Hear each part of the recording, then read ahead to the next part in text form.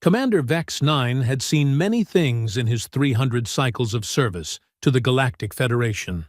He had witnessed entire solar systems collapse under the weight of dying stars, observed civilizations rise and fall like waves against cosmic shores, and even survived the infamous Nebula Wars, where entire fleets vanished without explanation.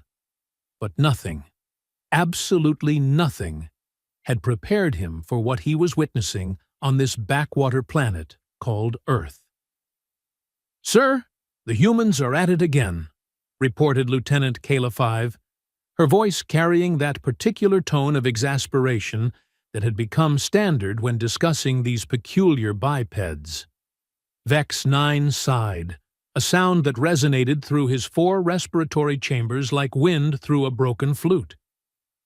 "What now, Kayla? Did they try to weaponize their food again? Or perhaps they have discovered another way to turn their entertainment into reality?" Through the observation deck's viewport, Earth hung before them like a blue and green marble, deceptively peaceful for a planet inhabited by what the Federation had classified as the most unpredictable species in the known galaxy. The humans had only achieved faster-than-light travel 47 cycles ago, making them relative infants in galactic terms. Yet somehow, they had already managed to confound every xenobiologist, military strategist, and cultural analyst in the Federation. "Actually, sir," Kayla continued, pulling up a holographic display that flickered with data streams, "this might be more serious than their usual antics. Our deep space monitoring stations have detected significant energy signatures emanating from their archaeological expedition on Kepler 442b. Vex 9's cranial ridges furrowed. Kepler 442b was a dead world, had been for millennia. The planet bore the scars of an ancient civilization that had vanished long before the Federation even existed.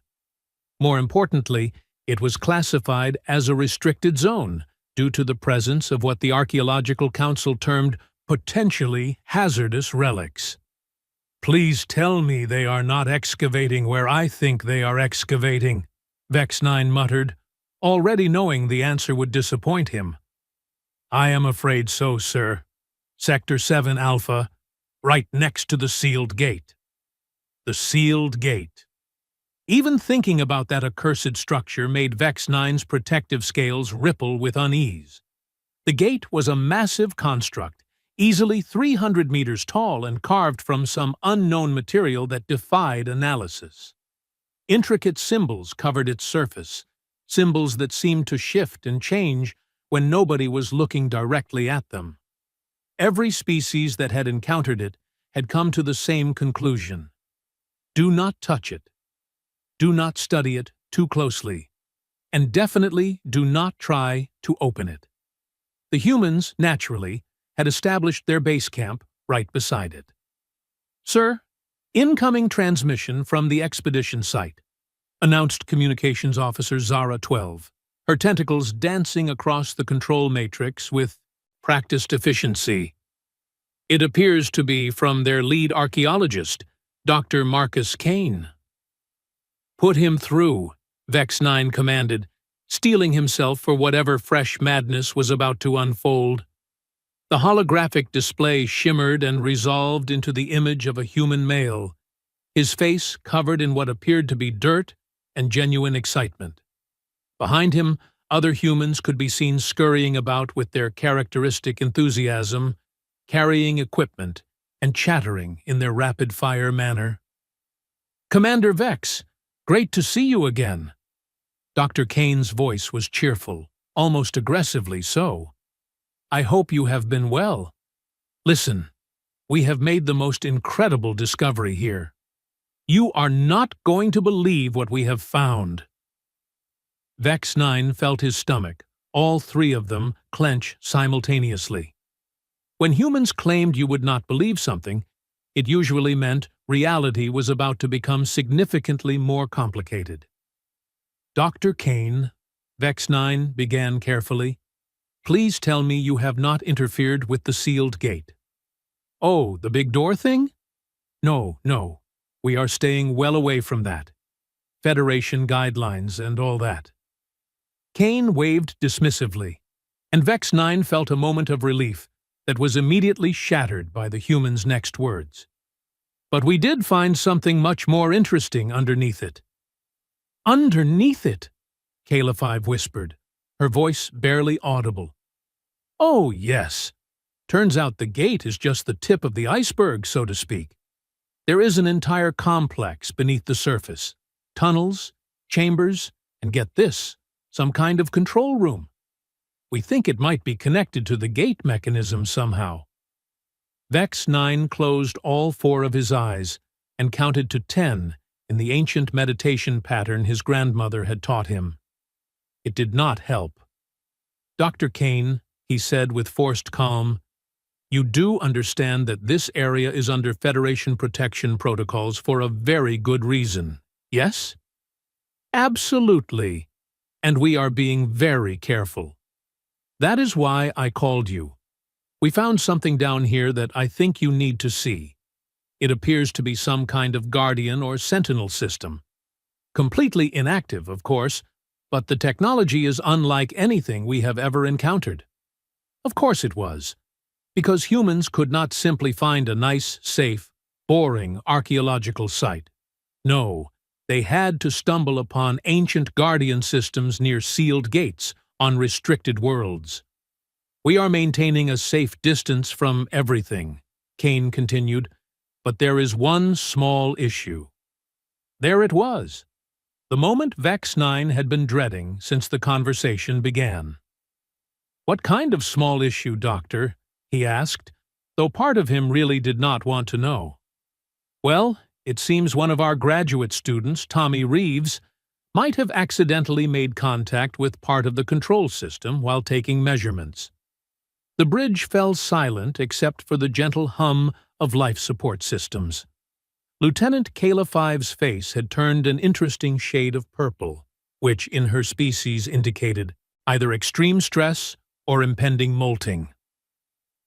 Communications. Officer Zara 12's tentacles had frozen mid-gesture, creating what looked like a very alarmed sculpture. Define accidentally, Vex 9 said, his voice barely above a whisper. Oh, you know how it is. Young Tommy was trying to get a better reading on the energy signatures, and there was this smooth section of wall that looked different from the rest. He touched it to see if it was some kind of interface, and? Well, the whole place lit up like a festival. Lights everywhere, humming sounds, and most interesting of all, this enormous eye-like structure in the center of the room opened and looked right at him. Vex 9 felt something he had not experienced in over 200 cycles. Genuine terror. Dr. Kane, he said, his voice now carrying the full authority of his rank. I need you to listen to me very carefully. Evacuate that site immediately. Do not touch anything else. Do not look at anything else. Do not even breathe on anything else. Just get your people out of there right now. Oh, but Commander, you have not heard the best part yet. There was a best part. Of course, there was a best part. The eye thing started communicating. Well, sort of. Tommy says it projected images directly into his mind. Ancient battles, star maps, some kind of cosmic threat that the original builders were trying to keep locked away. Classic ancient Guardian scenario, really. We are documenting everything. Vex 9 made a sound that his species reserved for moments of ultimate despair.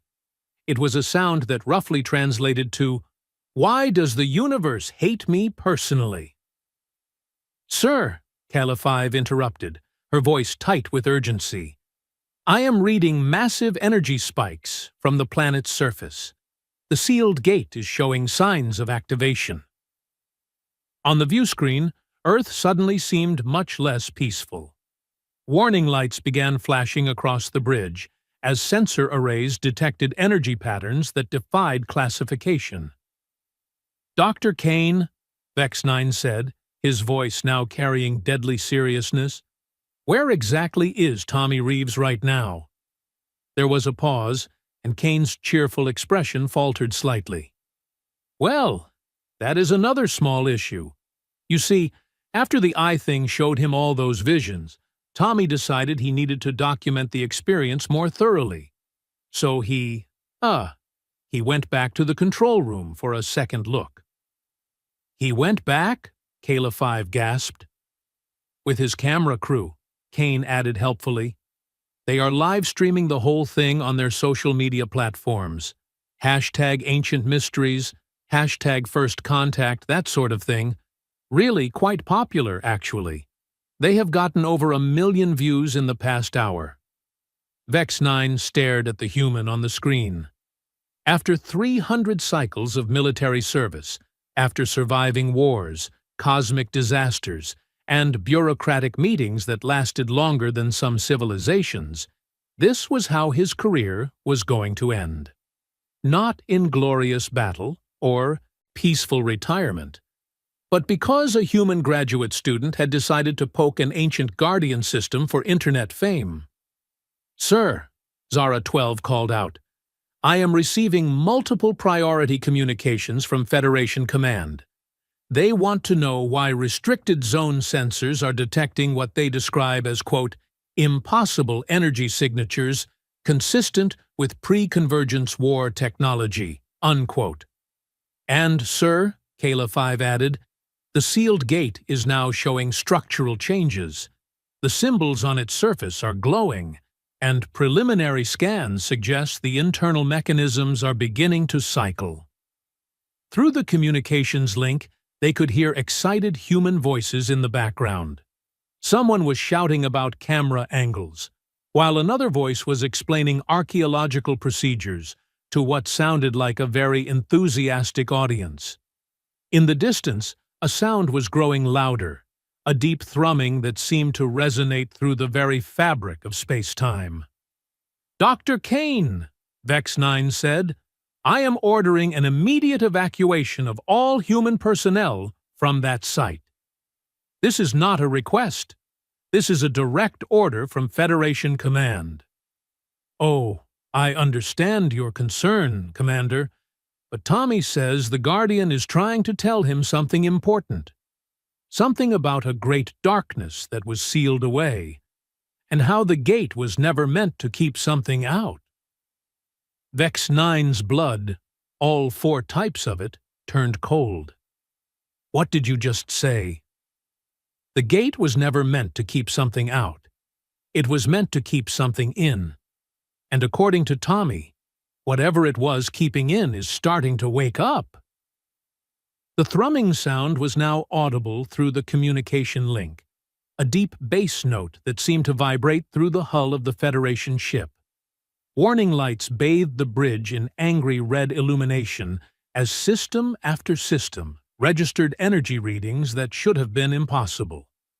"Sir," Kayla 5 reported, her voice barely steady, "I am reading gravitational anomalies around the gate structure. Whatever is down there is beginning to affect local space-time." "And, sir," Zara 12 added, "Federation Command is now classifying this as a Code Omega scenario. All ships in the sector are being recalled to defensive positions. Code Omega. The classification reserved for extinction-level threats to galactic civilization." On the screen, Dr. Kane was still talking, his academic excitement completely overwhelming any sense of impending doom. Behind him, the archaeological site was transforming.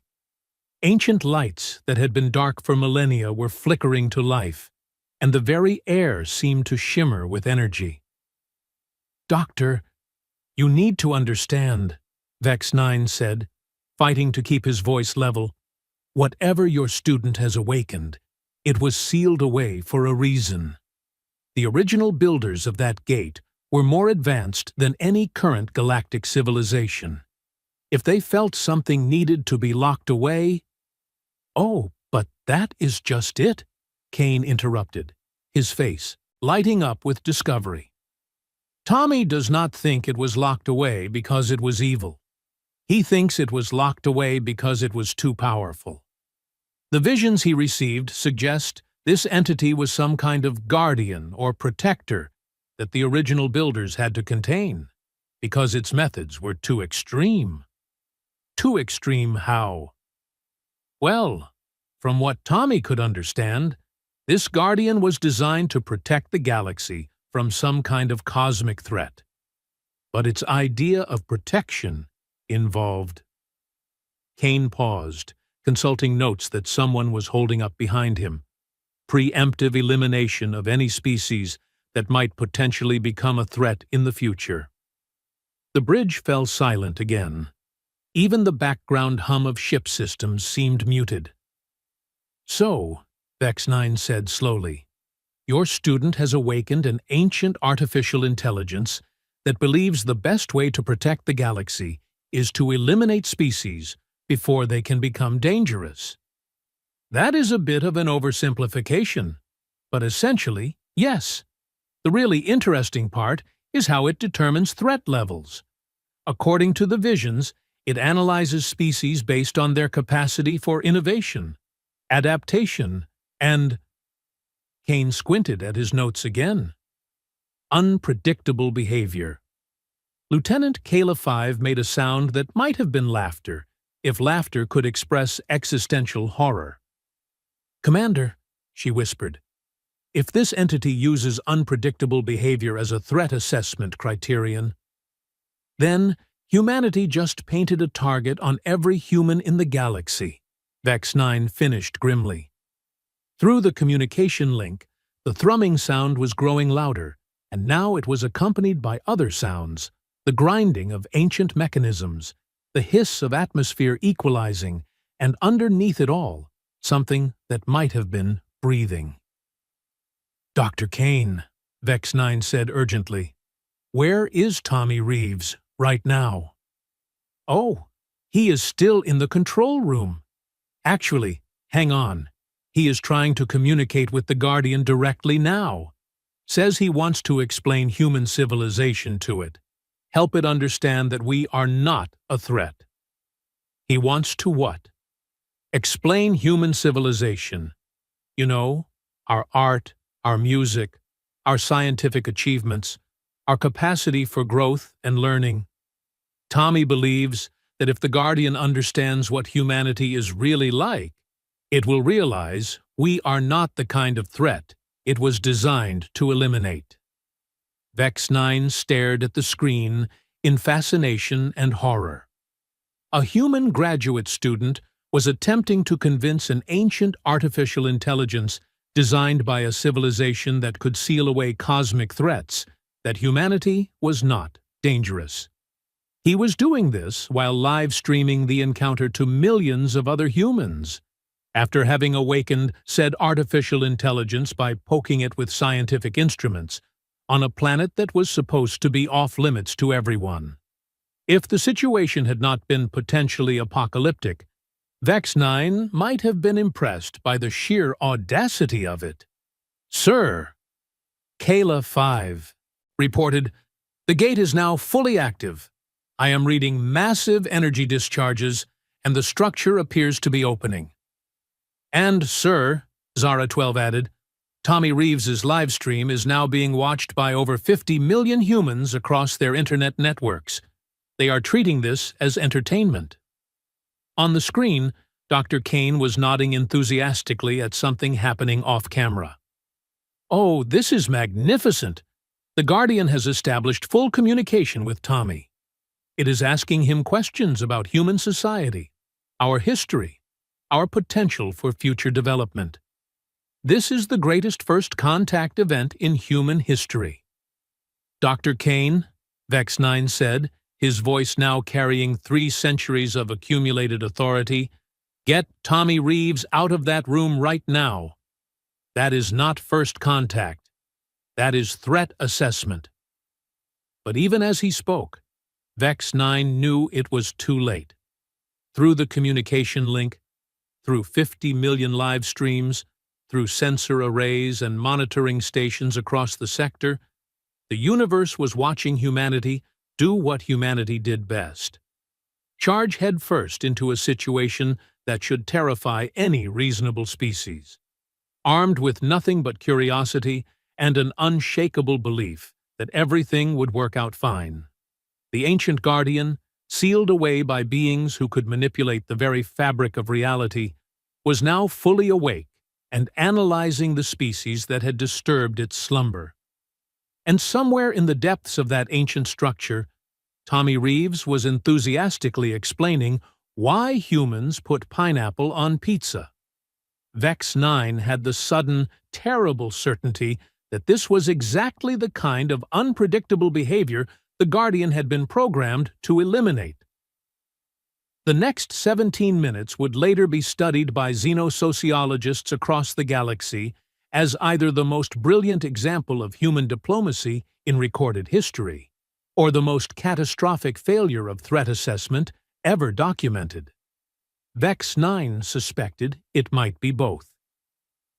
"Sir, the Guardian entity has fully materialized," Kayla 5 reported, her voice barely concealing panic. "Sensor readings indicate it stands approximately 40 meters tall and appears to be constructed from some form of adaptive nanomaterial." Through the communication link, they could hear Tommy Reeves speaking with remarkable calm for someone addressing a potentially genocidal artificial intelligence. "So, you see, Guardian, humans actually developed agriculture independently in at least 7 different locations around our planet. This demonstrates our capacity for innovative problem-solving without the need for, preemptive species elimination." Vex 9 watched the live stream counter tick past 75 million viewers. Humanity was witnessing its own potential extinction in real time, and they were commenting with what their species called emojis and something called poggers. "The entity is running continuous scans of our database," Zara 12 announced, her tentacles working frantically across multiple interfaces. "It has accessed human internet networks, historical records, cultural archives, and, oh no, their social media platforms." "Their what?" Vex 9 asked, though he was beginning to suspect the answer would horrify him. "Social media, sir. Platforms where humans share their thoughts, experiences, and creative interpretations of reality with each other. The Guardian is currently analyzing approximately 47 billion posts, images, videos, and what humans call memes." Commander Vex 9 felt his souls leave his body. All 4 of them. An ancient artificial intelligence, designed by a civilization capable of sealing cosmic threats, was currently learning about humanity through their internet comments section. "Sir," Kala 5 whispered, "I think we should prepare evacuation protocols for the entire sector." On screen, Dr. Kane was practically vibrating with excitement. "Commander, you have to see this. The Guardian has extended some kind of probe interface, and Tommy is showing it human art. They are having what appears to be a philosophical discussion about the nature of creativity." Through the audio link, they could hear Tommy's voice, still remarkably steady. "This painting is called Starry Night, Guardian. It represents how one human interpreted the movement of celestial bodies through an emotional and artistic lens rather than a purely scientific one." There was a pause, filled with the thrumming hum of alien technology processing information at incomprehensible speeds. Then, impossibly, they heard what sounded like the Guardian asking a question. Its voice was like mountains grinding together, ancient beyond measure. "Explain the purpose of creating representations that are factually inaccurate." "Well," Tommy replied with the patient tone of someone explaining something obvious, "art is not about factual accuracy. It is about expressing feelings, experiences, and perspectives. Humans create art to communicate things that cannot be expressed through logic or data alone. Inefficient, Emotion compromises optimal decision-making processes. Actually, Guardian, emotion enhances our decision-making. Studies show that humans with damaged emotional centers have difficulty making even basic choices. Emotion helps us prioritize, motivate action, and form social bonds that make our species stronger. Vex 9 found himself leaning forward despite his terror. This was either the most important conversation in galactic history, or he was watching a graduate student argue philosophy with a weapon of mass destruction. "Sir," Zara 12 interrupted, "Federation Command is demanding an immediate status report. They want to know if they should mobilize the entire galactic fleet."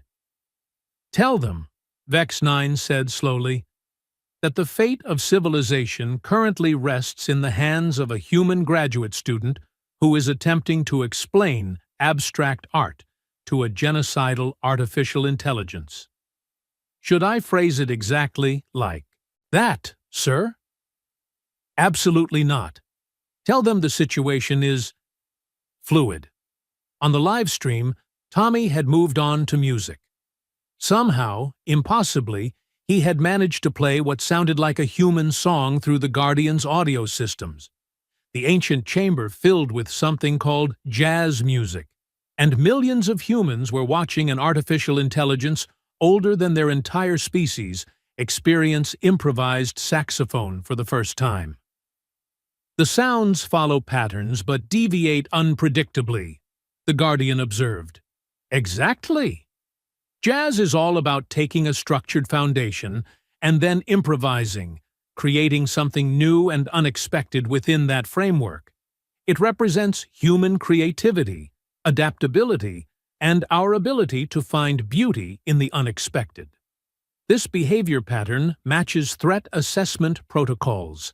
Species that prioritize unpredictability over efficiency pose statistical risks to galactic stability." Vex 9 felt his heart skip several beats. Here it was, the moment when the Guardian decided humanity was too dangerous to exist. But Tommy Reeves, graduate student in archaeology, apparently decided this was the perfect time to double down on humanity's most dangerous characteristic: optimism. "Guardian, may I show you something that demonstrates why unpredictability is actually humanity's greatest strength?" "Proceed." Tommy turned toward his camera crew.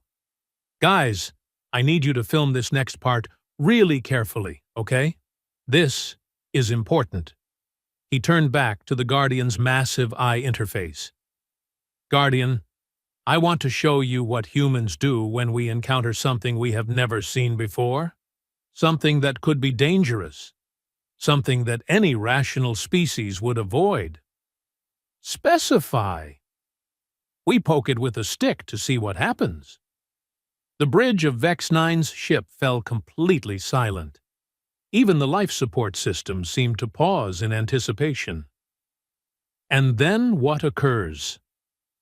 "Sometimes we die horribly," Tommy said cheerfully. "But sometimes we learn something amazing.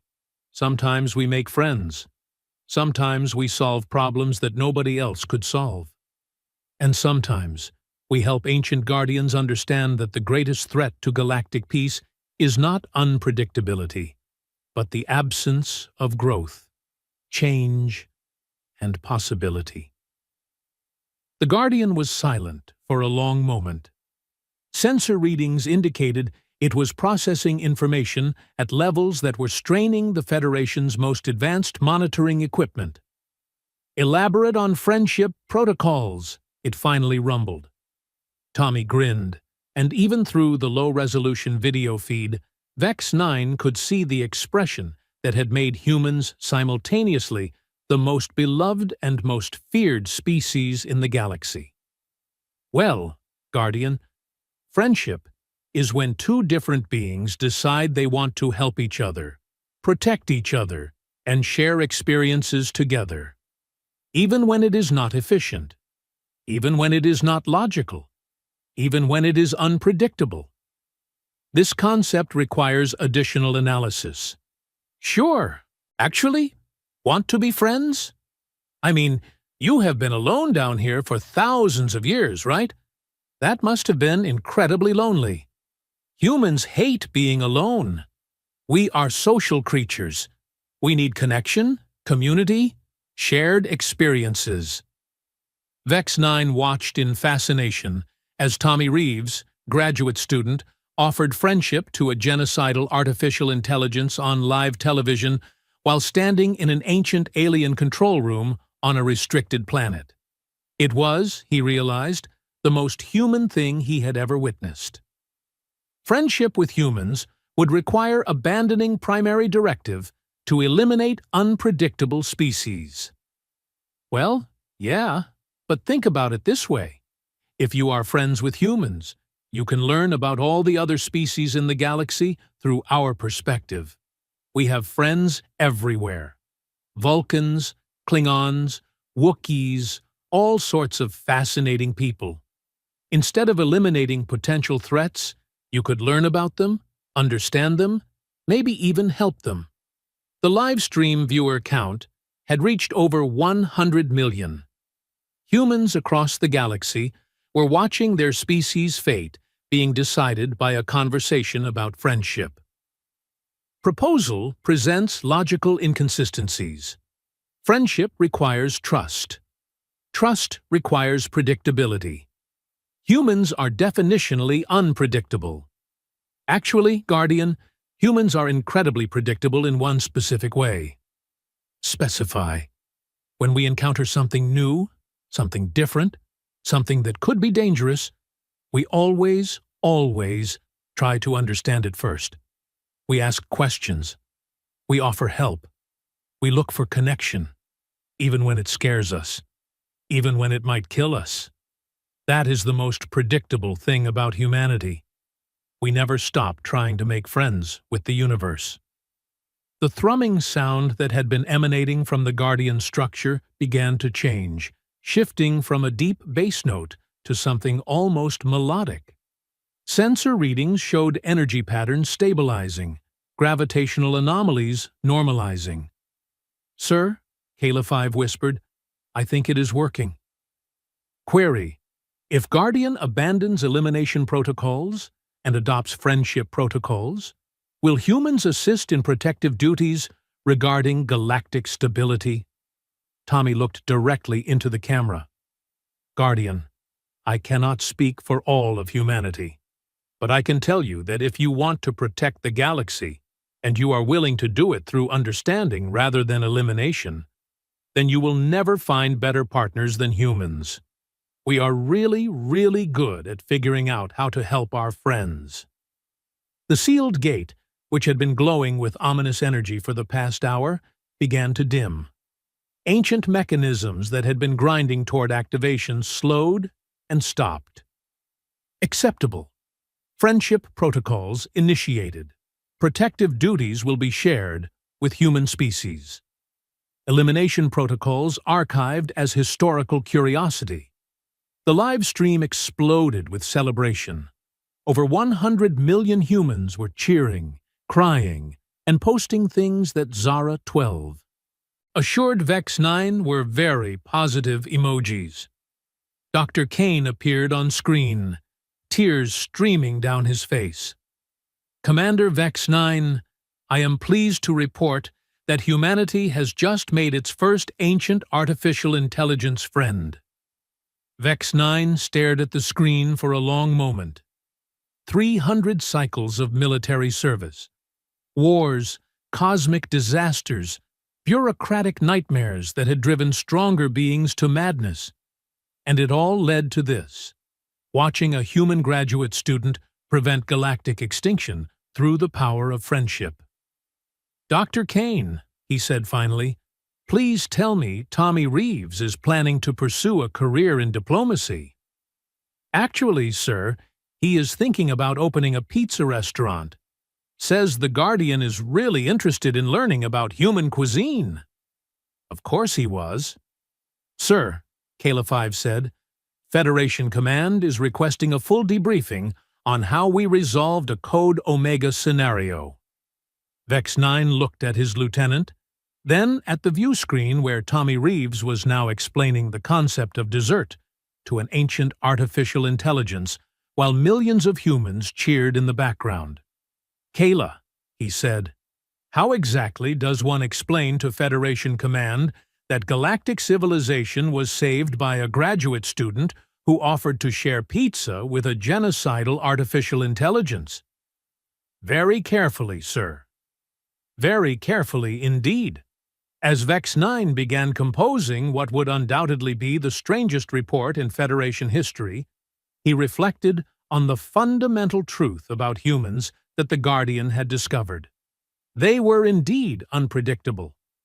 But their unpredictability was not random chaos. It was the unpredictability of hope, of curiosity, of an unshakable belief that any problem could be solved if you just tried hard enough and were willing to share your lunch with whoever you met along the way. The universe, Vex 9 realized, was probably safer with them in it than without them, even if they did put pineapple on pizza. The communication link crackled one final time. "Oh, Commander," Dr. Kane called out, "the Guardian wanted me to tell you something." "What is that, Doctor?" "It says thank you for not interfering. Apparently, it finds human diplomatic methods refreshingly direct compared to standard Federation protocols." Vex 9 closed all four eyes and began composing his retirement letter. Some victories, he decided, were too exhausting to celebrate.